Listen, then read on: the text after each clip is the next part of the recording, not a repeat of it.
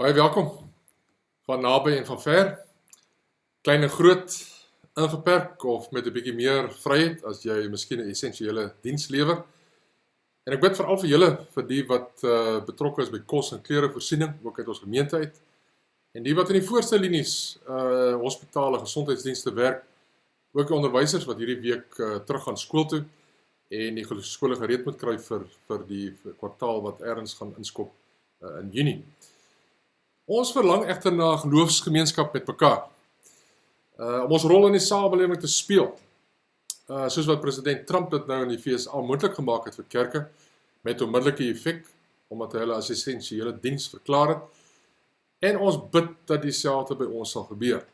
Dat ons regering rede sal insien, wel het lyk asof dit nie so maklik is om dit te laat gebeur nie. En as dit uiteindelik wel vir ons moontlik sal wees om te by mekaar te kom, sal dit 'n klein groepe moet wees en sal ons nie mag sing nie. Wat 'n verlies, maar die geloofsgemeenskap is natuurlik belangriker as die sing element daarvan. Die positiewe vir my is dat dit vir my lyk asof familiewees eintlik heeltemal 'n nuwe ding by ons ontketen het. Mense sien mekaar weer as families raak, dink weer nuut oor die toekoms, dink nie oor rolle binne die familie. Dis wonderlik wat so 'n inperking doen aan die onderlinge verhoudinge. En dis 'n baie positiewe uitkoms van die inperking. Juliette en David Leroux en hulle gesin het ingeskakel by die Dink Jeug program. Ek het alself baie van hulle programme gebruik vir die Milo Club en hulle het baie baat daarbey gevind en ek wil regtig julle aanmoedig, ek het die skakel op die webtuiste, dat julle sal gaan kyk na dit wat Dink Jeug vir julle sal kan gee. Al word oral nuut gedink oor die toekoms, oor werk, oor skool, oor familiewees, oor kerkwees. En dit is 'n goeie ding. Ons gaan nuwe maniere van saamwees moet ontwikkel. En ek wil julle aanmoedig om aan die een kant te dink oor dit wat dieselfde bly, dit waaraan ons getrou bly deur die eeue, wat kerkwees in sy wese beteken, maar ook dat ons nuwe maniere van kontak en nuwe maniere van kommunikasie met mekaar sal aanleer.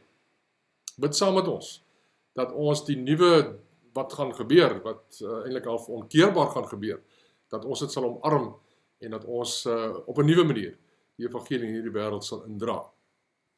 Vir Pinkster fokus is natuurlik vandag en ook vanaand op die 7 briewe van Jesus aan die 7 gemeentes in Turkye. En mense sien daar eintlik presies dieselfde, dat hulle op nuwe maniere moet werk. Daar's geweldige bedreigings wat kom van die keiser en van die keiserlike godsdiens, die aanbidding van die keiser as 'n god van daai tyd, en ook van die Joodse geloof, en dan ook nog 'n klompie ander heidense gelowe ook wat geweldige druk sit op die gemeente. En hulle moes gaan dink oor wat is dit wat essensieel is in die evangelie. En hoe moet ons dit op die beste manier oordra aan die omgewing waarin ons bly? En is hulle getoets, want sommige van hulle het getrou gebly, soos die gemeente van Smyrna waarop ons nou vanoggend gaan fokus, en ander het akkommodasies gehad. Hulle het aangepas by die onsedelikheid rondom hulle, aangepas by die afgoderry wat daar bedryf is, aangepas by die ooreenkomste wat die Jode probeer maak het met die keiserlike godsdienst om 'n stukkie godsdienstvryheid te hê, maar met 'n inperking van wat hulle glo. En op 'n manier moes gemeentes die maniere kry om getrou te bly, maar ook in hierdie wêreld die evangelie op 'n manier te kan gee, ten spyte van die feit dat hulle verdruk word omdat hulle getrou bly aan die Here Jesus. En dit is baie interessant hoe Jesus as hy hulle as ware in sy weegskaal weeg en hy 7 merktekens van die kerk as ware gebruik as sy maatstaf, hoe hy hulle aan die een kant prys vir die wat daarby hou en aan die ander kant die wat nie daarby hou nie, hulle waarsku en vir hulle voorstelle gee van hoe hulle kan verbeter en dan vir hulle sê as julle nie tot inkeer kom nie, dan sal ek die kandelaar van sy plek af verwyder. Ek sal die leier sal ek aanspreek en sal ek, daar's een plek is daar die moontlikheid dat hy sê, ek sal kom met 'n siekbed, ek sal kom met die dood, wat net sê, Jesus is ernstig daaroor, dat daar aan die waarheid, dat hy aan die waarheid, die gemeente aan die waarheid hulle self moet hou. En daar 7 kernwaarhede wat ek dink, ek reg aan die begin net wil sê, in die boek sê hulle baie meer daaroor kry, onthou dis aflaaibaar nog steeds by die NG Kerk Sommerstrand webtuiste. Hy meet hulle aan liefde. aan hoe hulle aan hom verbind is. Hy meet hulle aan getrouheid. Dis nou wat ons vandag met Smyrna baie spesifiek gaan na kyk en agterkom hoe hulle in die Here se beoordeling van die gemeente met vleiende vaandel slaag. En hy meet hulle aan hulle lering. Lering is ongelooflik belangrik, want lering is die basis van dit wat 'n mens leef. En hy meet daarom die gemeente van Pergamum spesifiek aan hulle vrysinnigheid, aan hulle lering, aan die feit dat hulle nie hou aan die waarheid nie, en berisp hulle daaroor. En ook aan moraliteit, want is baie keer dat die goed met mekaar verband hou. Gemeente van Thyatira wat hy baie skerp aanspreek oor die feit dat hulle sedeloos begin lewe, dat hulle sy riglyne vir die huwelik, dat hulle dit net nie vir hom nakom nie. En hulle mense leer, dit maak nie saak hoe jy werk rondom moraliteit nie. Jy kan maar enigiets doen, jy is nog altyd welkom by ons. Hy spreek baie skerp daaraan vir Thyatira. En hy meet hulle ook aan lewe, want 'n gemeente kan eintlik alles soort van goed doen, maar daar gaan niks aan nie. Daar's nie lewe nie. En daarom spreek hy vir Sardes baie spesifiek aan, en dit lyk asof hulle geluister het as mense na die geskiedenis lees, want na 'n tyd kom daar 'n biskop Mileto na vore, wat 'n geweldige groot werk gedoen het om die Bybel saam te stel, en by al die gemeentes rond te gaan, te kyk watter boeke is die kanoniese boeke, die boeke wat algemene instemming het, en uiteindelik met lyste begin werk, en dit het die kerk gehelp om uiteindelik die kanon vas te stel. En so Sardes het geluister na dit wat die Here vir hulle gesê het oor die feit dat daar 'n doodsheid was en dat hulle die lewe moet kies. En hy meet die gemeente ook aan gehoorsaam. Wonderlik die gemeente van Philadelphia, wat eintlik die gemeentes wat eintlik die beste daarvan afkom. Want die Here sien dat hulle is gehoorsaam, hulle volg sy lering, hulle maak 'n deel van hulle lewe, en dan sê hy net vir julle, gee ek 'n oop deur, sodat julle in hierdie lewe die evangelie vir alle mense kan gaan gee. En hy sluit af deur ook te toets aan dade, want uiteindelik die mense lewe en die mense leer moet uitkom in praktiese maniere waarop jy die Here volg. En wanneer hy Laodicea, as hy met hulle gesels, dan toets hy aan hulle dade, en hulle kom nie baie goed af nie, omdat hulle lou is en nie koud of warm nie. En ons gaan vanaand 'n bietjie daarna kyk wat die lou en die warm beteken. So, like die knoppie, daar die subscribe knoppie by YouTube, sodat jy almekaar hierdie goeders kan kry. Verjaarsdag wil ons vir die 3 wat verjaar vandag, wil ons gelukwens. André Barnard verjaar, Jagta Lou. Ek weet julle kyk in julle huis almal saam. Baie geluk vir jou. En dan Audrey Meyer, een van ons kinders wat verjaar, mag die Here regtig vir julle seën. En die ander wat op die skerm is, kan julle natuurlik ook deur die week bel en gelukwens met hulle verjaarsdag. Ons het 'n sterfte die week gehad, Tannie Baby de Vos, wat 'n baie geliefde persoon in ons gemeente en eintlik gemeenskap was. Sy is die week oorlede, was 'n formidabele leraarsvrou, gemeentevrou, kunstenaar, met woord en ook met waterverf, en net 'n doodgewone mens wat soveel vir ons samelewing beteken, vir my persoonlik baie beteken het. Ons eer haar nagedagtenis. Haar werke volg haar die ewigheid in, wil ek oor haar sê. Ons het medelee met die familie. Die begrafnis is die week Dinsdag, maar dit is natuurlik net vir naby familie, want daar is permitte wat gekry moet word om dit te kan bywoon. So dit sal 'n klein begrafnis wees. Ons medelee gaan saam met julle. Mense dra nog steeds by vir ons noodfonds. Theo doen reuse werk en julle moet regtig vir hom bid. Baie dankie vir al die gawes wat julle gee. Dieselfde by die ACVV, waar Elsie Nelson en Cecile later gaan en 'n klompie ander mense aan meewerk. Wonderlik die 2 plekke wat ons vir barmhartigheid vir mense kan gee, en ondersteun dit. Die lysies kan julle gebruik om ook verder daarbey betrokke te raak. Kom ons raak stil en ontvang die seëngroet van die Here, so wat Johannes dit een keer gedoen het vir die gemeentes daar in Turkye. So doen ek dit vandag ook vir die mense hier in Sommerstrand en buite in die wêreld, julle wat inluister. Van Johannes aan die gemeente in Sommerstrand en waar julle ook aan in die wêreld mag wees, genade vir julle en vrede van hom wat is en wat was en wat kom, en van die 7 geeste wat voor sy troon is. Kyk, hy kom met die wolke, en elke oog sal hom sien, ook hulle wat hom deurboor het, en al die stamme van die aarde sal jammerlik oor hom huil. Ja, amen. Ek het vandag 'n behoefte dat ons sug voor die Here, dat ons bid om verandering, bid dat daar uitkoms kom ook in hierdie tyd van die COVID-19 virus. En ons gaan 2 liedere saam sing, lied 247, 278, daarby, Heer, wees ons genadig, en dan hoor ons bid, o Heer.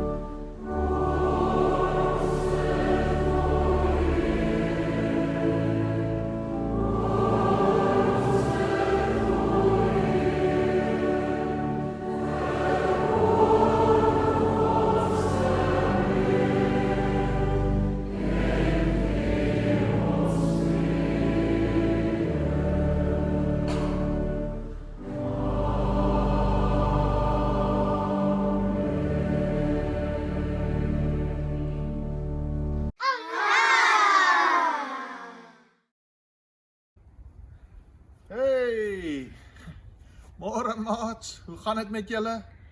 Een van die dae begin die skool weer, en dan gaan ons weer ons maatjies kan sien, né?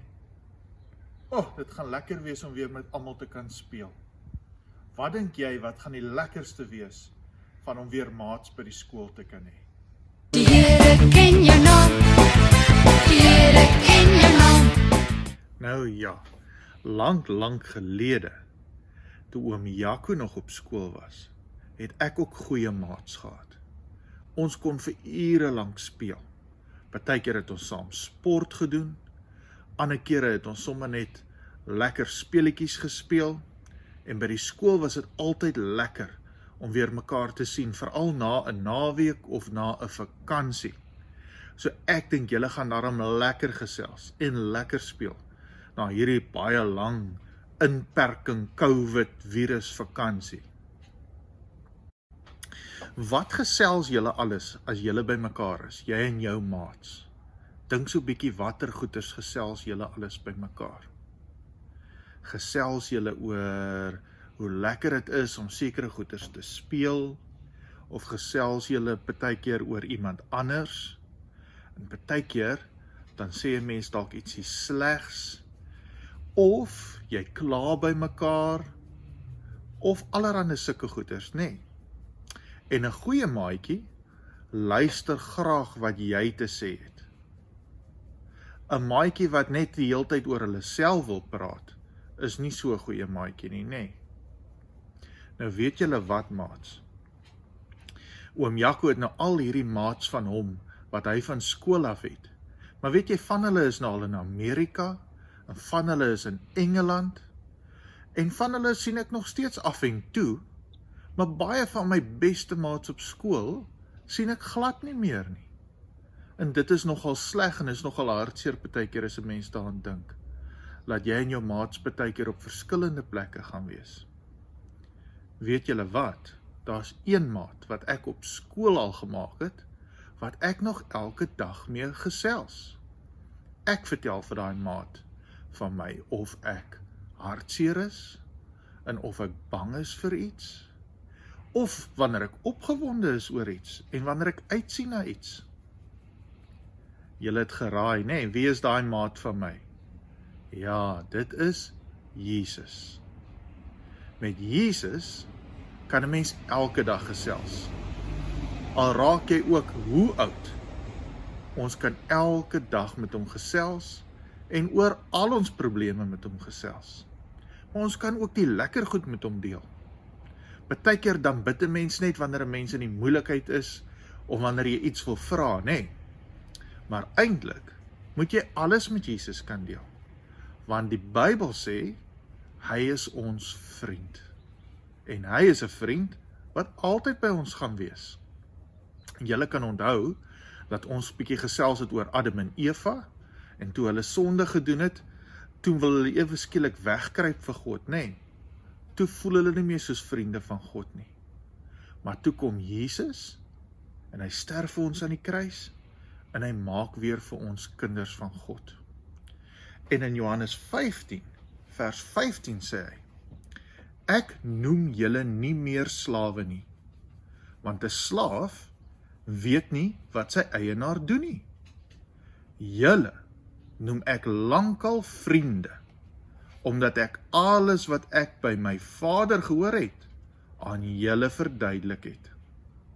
So Jesus noem ons sy vriende, en dis 'n ongelooflike voorreg, want dit maak dat ons oor alles met hom kan gesels. En selfs wanneer ek 'n bietjie skaam is om oor iets met my maats of met my pappa en mamma te gesels, dan kan ek nog steeds met Jesus daaroor gesels. En ek kan bid, en ek kan hom vra om my daarmee te help. Baie geluk aan hierdie week se wenners van ons Lego kompetisie. Kyk hierdie pragtige troon wat hulle gebou het. Lelani, Anneke en Renay Ungere, baie geluk julle. Julle magnums is op pad. Bye bye maats. Het niemand jou vertel? Hy het die hare op jou kop getel, selfs die sproete op jou vel. Here, ken jy nog? Here, ken jy nog? Kom ons bid saam. Hemelse Vader, ons wil met hierdie lied die troon opsoek. En ons wil die leed wat reg oor die wêreld aan die gebeur is voor U bring. Ons weet dat U in dit alles 'n woord het vir ons. Aan die een kant vir ons as gelowiges om getrou te bly, aan die ander kant 'n woord vir 'n ongelowige mensdom om tot inkeer te kom. Maar ons bid dat die leed, veral mense wat ons van berig kry wat hongersnood begin belewe reg oor die wêreld, en die geweldige nood wat beskryf word, selfs soveel as 'n 250 miljard mense wat aan hongersnood blootgestel word. Here, ons kom bring dit voor U, en ons bid dat U verandering sal bring, dat U dit wat U beloof in Openbaring, dat U gou kom, dat U dit tog inderdaad sal doen, sodat die leed waaraan mense blootgestel word, dat dit verminder en uitgewis kan word. En ons wil onsself ook gee daarvoor, dat ons daar waar ons verskil kan maak, en 'n beker koue water, of 'n stukkie kos, of 'n onderdak, of 'n stukkie klere vir iemand kan gee, dat ons dit sal doen, maar ook terselfdertyd die evangelie, dat Jesus Christus die Here is, dat hy kom, en dat hy kom om te oordeel, tussen die wat lewe, en saam met hom die ewigheid sal ingaan, en die wat die ewige dood sal ingaan. En daai boodskap helder sal deurkom, terwyl ons help, en terwyl ons regtig ook intree vir mense, dat U vir hulle sal barmhartig wees. Seën vir ons ook in die Pinkster, in die wyse waarop ons fokus op Openbaring, en bid dat U deur U woord met ons sal praat. Amen. Daar is 'n wyd verspreide idee oor Jesus, dat hy eintlik enigiets aanvaar, dat hy so lief is, dat hy enigiets oorsien, dat hy so omarmend is, dat hy nie enigiemand aan 'n standaard gaan hou nie. Dat almal uitverkies is in hierdie wêreld. Dat sommige dit weet, omdat hulle deel van die kerk is, en sommige dit nie weet nie, maar dit beteken nie, dat maak nie saak wat hulle doen, hulle uiteindelik in die ewige dood sal kom. Nou sulke mense lees doodgewoon nie Openbaring. Openbaring 1 het ons gesien dat Jesus 'n ontzagwekkende heerlike figuur is. Dat uit sy mond 'n tweesnydende swaard kom. Dat hy besig is met 'n verlossende oordeel, so wat ons hoofstuk 4 en 5 nog verder gaan lees. En dat alle mense daaraan blootgestel. En dit is nie net iets wat die sondaars in hierdie wêreld tref nie. Dis ook iets, en dis wat hoofstuk 2 en 3 vir ons sê, is ook iets wat die kerk tref. Dis waar hy sy oordeel begin. Dis waar hy sy waarskuwende woord vir ons kom gee. In Openbaring 2 en 3 is hy as ware met 'n weegskaal besig om aan die hand van die 7 kenmerke wat ek in die begin genoem het, gemeentes te toets en te kyk hoe vaar hulle. Is daar goed wat goed is en wat ek kan aanprys, of is daar goed waarvoor hulle moet waarsku en voorstelle moet maak van hoe dit moet verbeter. En Jesus gebruik sterk taal om vir gemeentes te waarsku wat nie doen wat hy van hulle vra nie. In Efese sê hy, ek sal die kandelaar wegneem as julle nie gehoorsaam is en terugkeer na die eerste liefde vir my nie. En julle kan maar net in Seljuk vandag gaan loop in die Marmerstrate van 'n vervalle ruïne.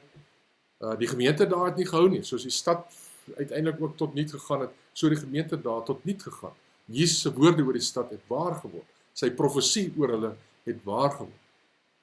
En vir Pergamum, wat gesukkel het met valse leringe en nie in opstand gekom het daarteen nie, en nie gekeer het dat daardie dinge posvat in die gemeente nie, het sê, ek kom gou na jou toe, ek sal oorlog maak met jou, met die swaard van my mond.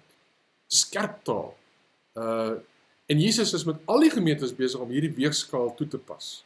En dis natuurlik 'n boodskap ook vir alle gemeentes aan die einde van elke brief sê, en dis 'n woord wat ek skryf, en wat elke iemand wat in 'n gemeente is, moet na luister. Soos wat die Gees praat met die gemeentes, so moet julle daarop reageer. En almal wat luister, sal ek oorwinning gee. Maar alle gemeentes word ingesluit by hierdie weegskaal wat Jesus aan die hand van hierdie 7 eienskappe wat hy aanlê. Nou kom ons lees wat die Here Jesus vir Smyrna sê. Aan die gemeente Smyrna sê Jesus vir Johannes, en skryf aan die engel, dis nou die boodskapper, die leraar van die gemeente in Smyrna, dit sê hy, die eerste en die laaste, wat dood was, maar weer lewend geword het. Ek ken jou verdrukking en jou armoede, maar jy is tog ryk. En ook die laster van hulle wat beweer dat hulle Jode is, en dit nie is nie, maar deel is van die sinagoge van die Satan. Sterk woorde. Moenie vrees vir wat jy op die punt is om te ly nie. Kyk, die duiwel is op die punt om van julle in die tronk te gooi, sodat julle getoets kan word. Julle sal 10 dae lank swaar kry. Wees getrou tot die dood toe, en ek sal aan jou die kroon van die lewe gee. Die een wat 'n oor het, moet luister na wat die Gees aan die gemeentes sê. Die een wat oorwin, sal beslis nie deur die tweede dood skade ly nie. Smyrna was 'n pragtige stad. Dis die moderne stad Izmir, waar van ons sendlinge gewerk het, Gerrit en Sonja, en waar ek hulle net en Hannes en Christa op punt besoek gaan aflê. En van ons ander lidmate was ook al daar by hulle gewees. Hawestad in die Hermesrivier, aan die Egeiese See, 'n stad wat met die digter Homerus geassosieer word.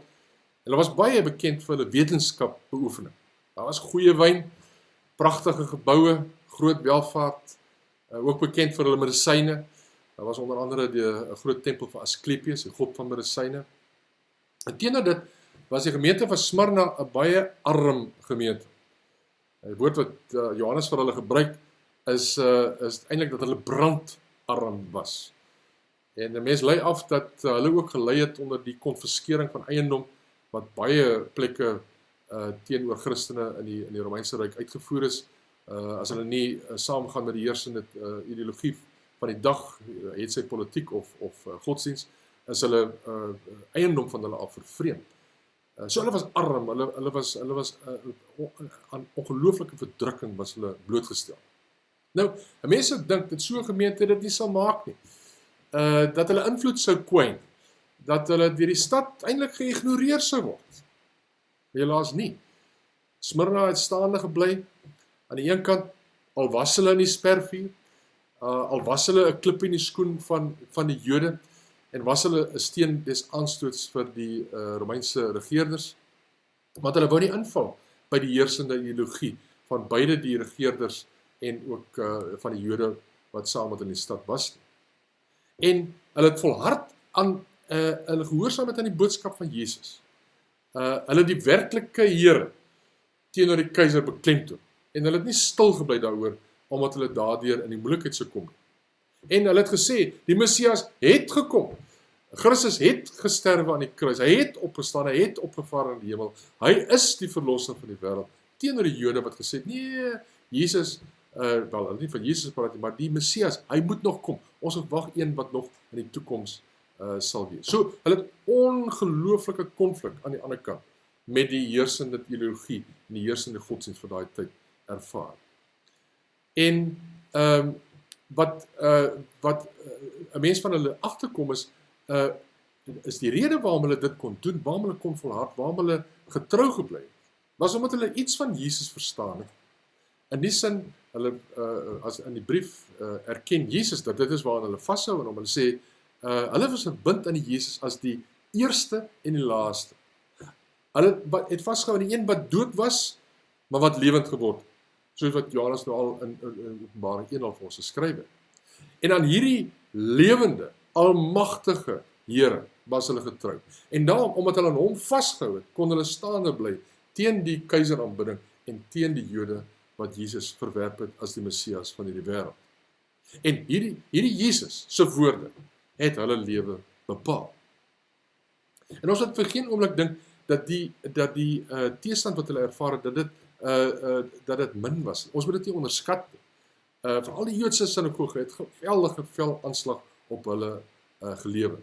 En wat interessant is, mos nou, as jy nie jou teologiese argument kan wen nie, en hulle kon nie die teologiese argument met Jesus wen nie, en hulle kon natuurlijk met Smyrna wen nie, en wat dan gebeur is, dan draai jy die publieke mening teenoor die mense wat jou teologiese opponente is. So het hulle met Jesus gewerk, die Fariseërs, en toe hulle nie met hom kon oor die skrif vir hom troef nie, en telkens wanneer hulle eie uitleg van die skrif na hom toe gebring het, hy gesê, maar die skrif sê eintlik dit, en daarmee het hulle idees oor die Sabbat ensovoorts hulle aangevat.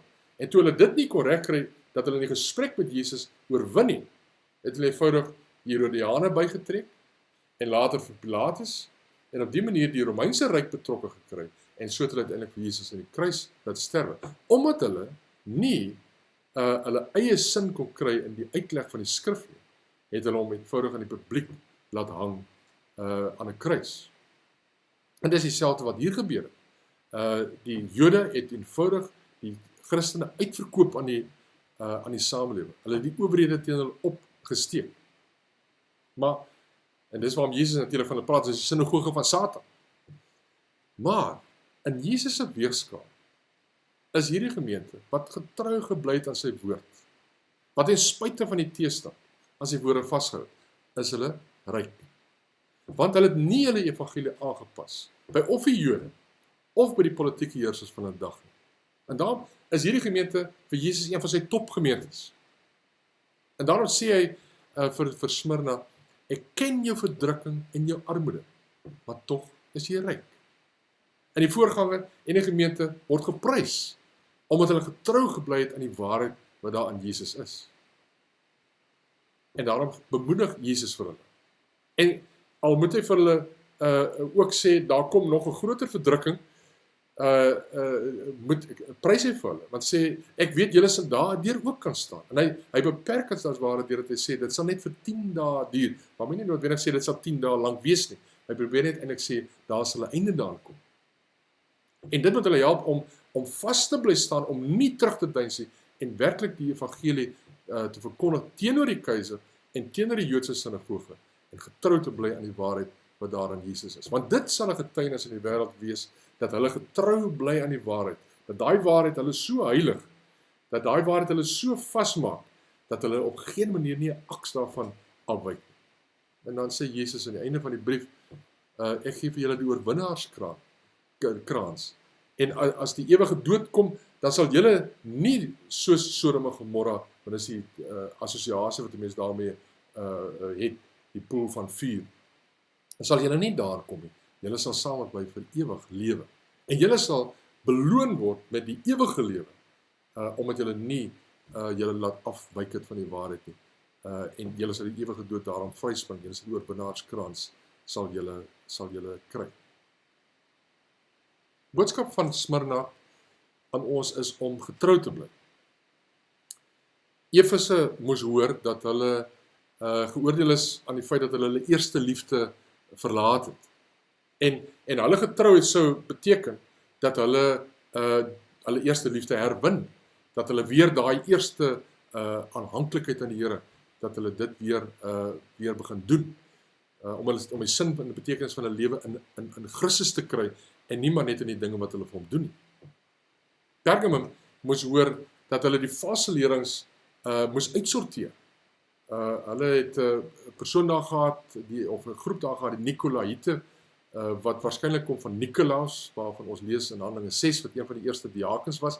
Hy het die spoor byster geraak, en het mense aangespoor om losbandig te lewe, om nie die huwelik tussen een man en een vrou in ere te hou nie. En Thyatira het nog verder gegaan, en het het toegelaat dat daar 'n leraar by hulle kon optree, 'n profetes Isebel, wat mense geleer het dat losbandigheid maak geen saak nie. Dit is deel van die Christelike godsdienst. Jy kan maar aan Christus behoort en jy kan losbandig lewe. Jesus sê dat sy het hulle die dieptes van Satan geleer. Dis die eeuoue leringe van Biliam, wat afgoderry en losbandigheid in mekaar gekoppel het en hulle so verlei het. Getrouheid beteken dus dat jy jou etiese norme, jou morele waardes, dat jy dit hernuwe. Net soseer as wat jy jouself aan Jesus verbind en doen wat hy vir jou sê, so moet jy jouself aan sy leringe verbind, aan die wyse waarop hy sê ons moet lewe in ons etiese en morele lewe. En daar's net een bron daarvoor, en dit is om die skrif na te kom, soos wat Smyrna dit gedoen het. En dit beteken dat ons eintlik op 'n manier gevra word in hierdie tyd om deeglik te gaan nadenk oor wat is ons standpunt regtig oor die huwelik? Wat is ons standpunt regtig oor die lewe? As ons kyk na die 7de en die 6de gebod, 7de gebod het te maak met die heiligheid wat die huwelik in ons lewe moet inneem, en wat ons enigiets wat daar buite en wat daar teen stry, dat ons dit moet verwerp en ons self moet hou aan dit wat God van die huwelik vir ons sê. En dieselfde met die wyse waarop ons het lewe beskerm, in terme van die wetgewing en in terme van ons eie lewe, dat ons regtig ernstig daarna sal streef om die Here se reëls en sy riglyne rondom die 6de gebod na te kom. Getrouheid in morele en etiese sake is ononderhandelbaar. En getrouheid aan die skrif, soos die skrif het vir ons sê, is ononderhandelbaar. Gemeente van Smyrna het die toets van die Here geslaag. Die vraag is, hoe staan dit met jou persoonlik, met jou eie perspektiewe oor dinge wat met die lewe te maak het en dinge wat met die huwelik te maak het? En hoe dink jy in jou familie daaroor? Hoe dink ons in ons gemeente daaroor en eintlik in die kerk waaraan jy behoort? Dan kom ons vermoedig onsself daaroor en hoor wat die Here vir ons sê, dat hy wil hê dat ons getrou bly in dit wat hy vir ons leer in die skrif. Amen. Kom ons bid saam. Hemelse Vader, ons is steeds in die weegskaal. Soos wat u dit gedoen het met 7 gemeentes in Turkye, so is alle gemeentes waar alle tye in die weegskaal en ons ook. En word ons ook geoordeel op hierdie 7 kenmerke wat u van gemeentes uitlig.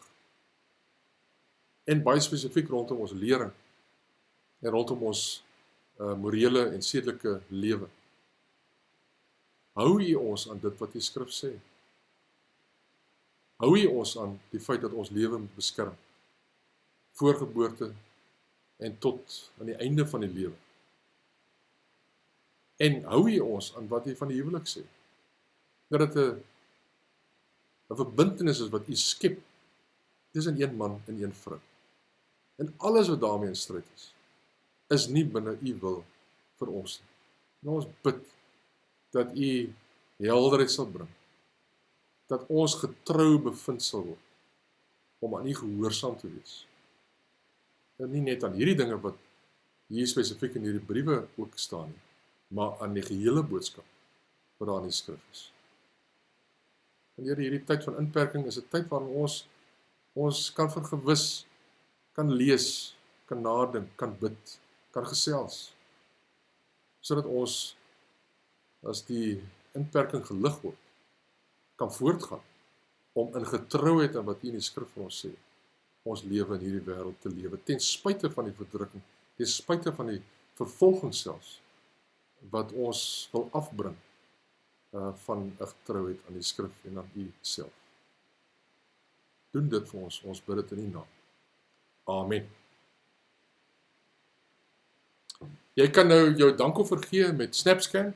Dankie vir die mense wat met EFT ook steeds dankoffers gee.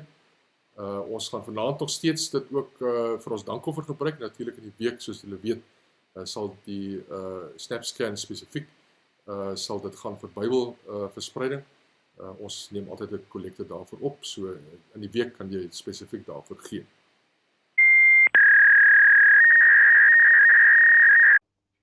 Ons is 'n Bybelstudiegroep onder leiding van Gerda van der Westhuizen, wat elke week tydens hierdie inperking nog voortgaan met ons Bybelstudie by wyse van 'n Zoom sessie.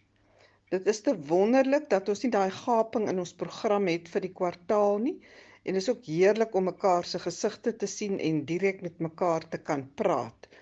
Ons doen op die oomblik die bergpredikasie van Chris, ons vind dit wonderlik leersaam, en ons sien so uit na elke donderdag se by mekaar kom. En as die sessie verby is, skakel ons almal weer in vir 'n tweede sessie om net te kuier en uit te vind van mekaar se wel en wee. Dalk is daar ander groepe wat ons voorbeeld wil volg. Ons disipelskapgroep kom ook tydens die inperkingstyd elke maandag aand by mekaar. Om die waarheid te sê, in plaas daarvan om net elke 2 weke 'n sessie te hê, het ons almal nou so 'n bietjie meer tyd, so ons sien mekaar elke maandag aand, en ons het regtig 'n groot deel van die proses verloor het, as ons glad nie by mekaar kon kom tydens hierdie tyd nie. So ons daag ook ander klein groepe uit, om vir ons te laat weet hoe julle kontak hou. Where you go, I'll go. Where you stay, I'll stay. Dis die 10de week van die lockdown in Nederland, en ons het die afgelope maand, was dit Ramadan, die vasmaand van die moslems, en was ons deel van 'n gebedsnetwerk waar ons gebid het vir moslems wêreldwyd. Hoewel alles nou aanlyn is ons tog bly met die kontak wat ons het met kollegas wat ver in ander dele van die wêreld, soos Hong Kong en Australië en Amerika, ook onder moslems werk, en dat ons meer mekaar kan ondersteun in hierdie tyd, al is ons ver van mekaar. Ons sou oor 'n week met Pinkster naweek sou ons die Europese Turkse Christelike Netwerkkonferensie gehou het in Duitsland. Ongelukkig is dit uitgestel tot 'n jaar later. In plek daarvan op maandag 1 Junie om 4:00 die middag het ons 'n 2 uur lange Zoom-konferensie georganiseer, en ook weer 'n geleentheid om steeds aan te gaan met die nuwe uitdagings wat ons het met die coronavirus. Zoom is 'n nuwe program van OM vir disipelskap waarby ons begin betrokke raak het. Ons is so 13 mense op die oomblik wat opleiding ontvang weekliks en klein groepies verdeel, huiswerk kry en ook geleentheid om weer nuwe dinge te leer en hoe om dit toe te pas onder moslems hier in Europa. My verhaal kan ongelukkig nie aangaan nie, omdat ons in groepsverband werk, en met die nuwe maatreëls moet ons 1,5 meter afstand hou. So bid vir my vir nuwe maniere om verder te gaan. Miskien kan ek 1-op-1 met vroue kreatiewe terapie doen of kan ek so 2 op 'n slag uitnooi by my werksplek by die kerk. Ja, bid dat ons wysheid sal hê hoe om die volgende seisoen aan te pak. Die Turkse Bybelstudie is ook nou aanlyn.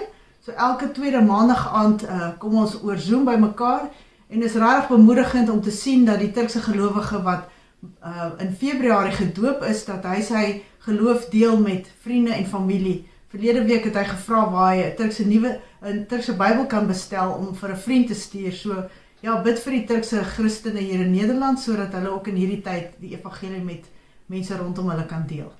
'n Nuwe projek waarmee ek baie nou betrokke ook is die Bybelkorrespondensie kursus wat ons nou gaan uitbrei hier in Europa. Ons het 'n nuwe Turkse kollega in Brussels wat ons daarmee help, wat ek ook begelei. So dit is 'n nuwe, baie exciting projek wat ons graag die evangelie in die hele Europa wil versprei onder Turksprekendes. Matteo is nou in sy einde van sy eerste jaar universiteit. Hy studeer Midde-Oosterse studies en hy is nou in sy eksamentyd ook alles online. Bid maar vir hom wat baie lang ure daaraan werk. Talita is nog op Logos Hope en almal is nog gesond, maar ongelukkig kom die skip nie meer na Europa nie, so ja, ons weet nie wanneer ons haar weer sien nie, maar bid vir haar met die opleiding wat sy volg. Elisa gaan 2 Junie weer terug skool toe, en hulle klasse word in die helfte verdeel, so dis ook weer 'n nuwe aanpassing vir die kinders en die onderwysers hier in Nederland. So dit is net 'n kort update hier van ons uit Den Haag. Ons stuur julle baie groete, baie dankie vir julle liefde en ondersteuning. Where you go, I'll go. Where you stay, I'll stay. Ons sluit net met lied 442, een van die min Pinksterliedere wat ek het. Ek werk van series af en daar is nie ander Pinksterliedere nie, maar hierdie is 'n Pinksterlied, Gees van God wat in my woon.